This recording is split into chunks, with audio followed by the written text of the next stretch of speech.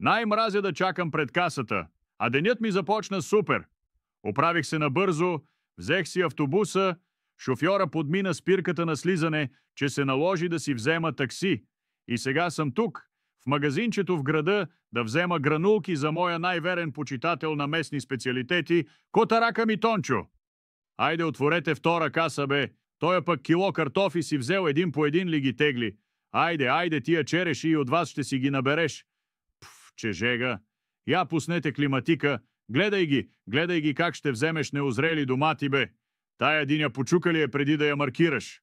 Аз ще ти кажа кода 6542, маркирай го. Господине, има хора пред вас. Изчакайте си реда. Другия път да ни раздадете по листчета с номера, като в банката, че да знам кога да отида да обядвам. Вие пък все бързате. Чакаме изгладнял котарак в нас, с празен търбух и никаква воля за гонене на мишки. Моля ви, дайте му амбиция, като маркирате малко гранули. Машината се повреди. Изчакайте 1 минута. Тук е ясна работата. Пак трябва да взема нещата в свои ръце. Така да видим това не. А това ще свърши работа.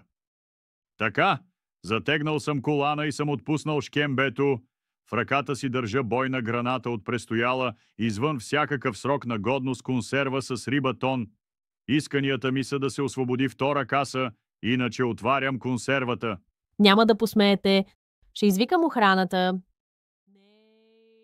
В крайна сметка не само взех гранулки за Тончо, но си и напълних количката, а тия да останат да дишат малко от морската вода. Хе-хе-хе.